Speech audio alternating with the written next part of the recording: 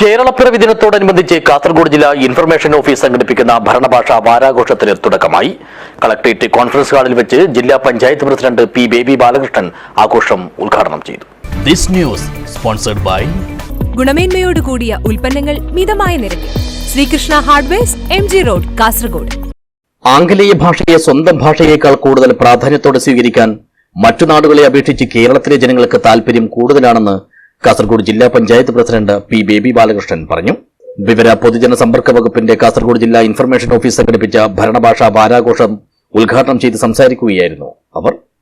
കേരളപ്പിറവി ദിനത്തോടൊപ്പം തന്നെ കേരളം മലയാള ഭാഷാ ദിനാചരണം ഔദ്യോഗിക ഭാഷ മലയാളമാക്കിക്കൊണ്ട് നമ്മുടെ ഭരണഭാഷ വാരാചരണത്തിന് തുടക്കം കുറിക്കുകയാണ്.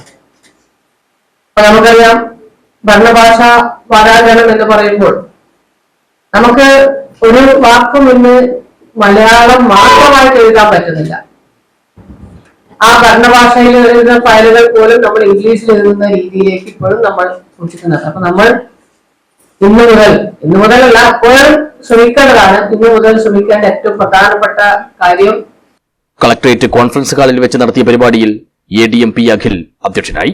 LA deputy collector M Ramees Raja മലയാള ദിന സന്ദേശവും ഭരണഭാഷാ പ്രതിജ്ഞയും ചൊല്ലിക്കൊടുത്തു.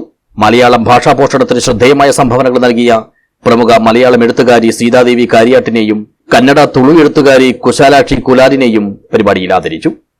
തദ്ദേശ സ്വയംഭരണ വകുപ്പ് joint director R Shiny, endosulfan special cell deputy collector Libu S Lawrence, അക്ഷര ലൈബ്രറി പ്രസിഡന്റ് A ആശാലത, കവി രവീന്ദ്രൻ പാടി, ജില്ലാ information office assistant editor AP Dilna എന്നിവർ സംസാരിച്ചു. ജില്ലാ ഇൻഫർമേഷൻ ഓഫീസർ M മധുസൂദനൻ സ്വാഗതവും ഇൻഫർമേഷൻ ഓഫീസ് AI OS ചിലങ്ക നന്ദിയും പറഞ്ഞു. News bureau, Kasaragod.